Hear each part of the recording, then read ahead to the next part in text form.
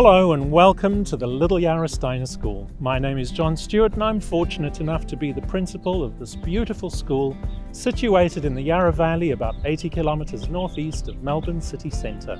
We have just started a fantastic building opportunity to develop a brand new $1.8 million preschool complex. And in light of this fantastic opportunity, we thought we'd put together a little video just to showcase the amazing work done by our preschool faculty.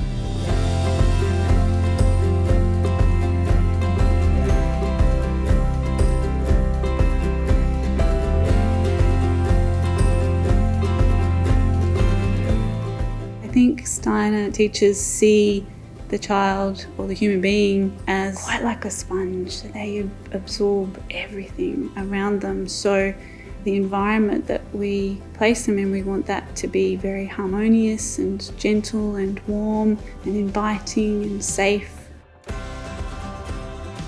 A child is like a small seed full of potential going into their later life, just like a small walnut has the potential to grow into this giant, beautiful, strong tree. So is the child a seed in early childhood. So if we nourish that seed properly with love and warmth, then they're able to grow strong and into the purest sense of their being.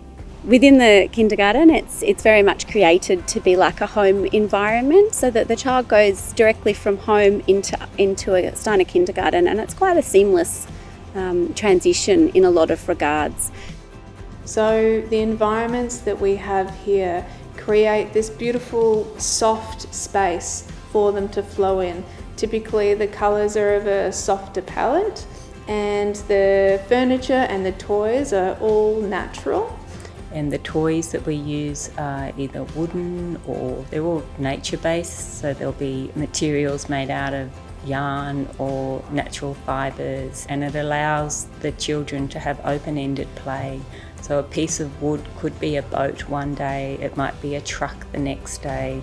When we look at the materials that they have to play with, it's all open-ended, so they have to use their imagination. You know, the resource doesn't tell them what to do, they have to come up with that from their own imagination and their own creativity. Well, the purpose of play is everything. It's the foundation really of the whole kindergarten experience and what Rudolf Steiner thought as one of the most important things for early childhood.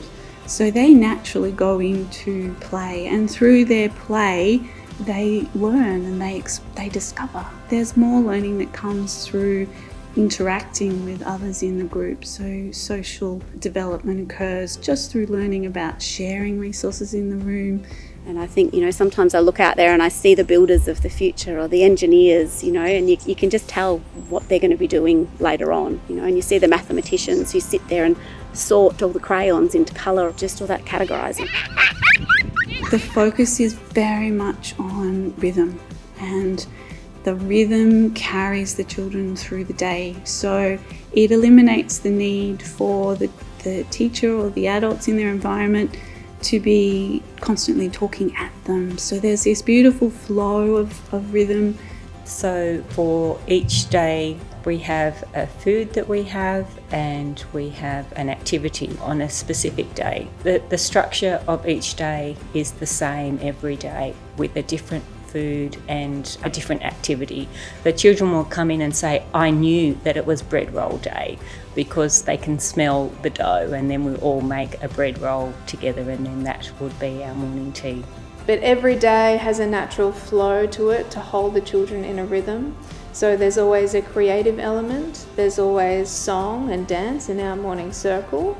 And it's really important that we sit and eat together for morning tea and lunch, and we prepare those foods together as well. Certainly in early childhood, we don't read a story to children, we tell the story. So we as teachers memorise it, and then it comes, you bring it into yourself so that it's a part of you. And then when you bring that to children, it's alive. You know, it has a living quality that you don't get when someone reads you a book. And we'll often do that with puppets as well, or story characters. We use a lot of traditional fairy tales and also Indigenous stories and nature stories, and we make up our own as well to suit specific needs, whether it's something that we see as a need in the group or whether it's something that we see an individual child struggling with, and we will write a story to help them with that. Like last year, I was going to take the Ring of Rosies on walk day at the end of for the last term, and I had a few that were runners. I was a little bit nervous they were going to do a runner, so I wrote a story about a kookaburra who flew too far from home, and I had all the way up until Christmas, I had long after the story had stopped, I had one of the children flying around telling me she was a teenage kookaburra everywhere we went, so they resonate to story. It really lives in them, I think.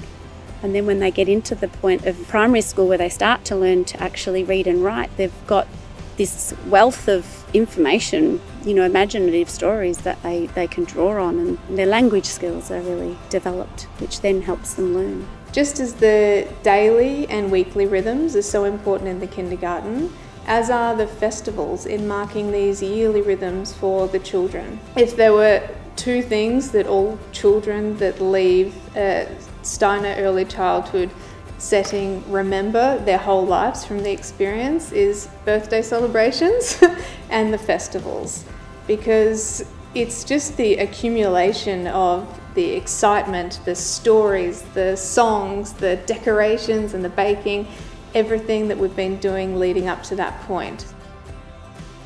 Often people have a lot of concerns about bringing children from an environment that's outside of a Steiner curriculum or Steiner environment, and that they won't fit. But I think really we've never ever had I've never come across any instances where there hasn't been a beautiful embracing of somebody new.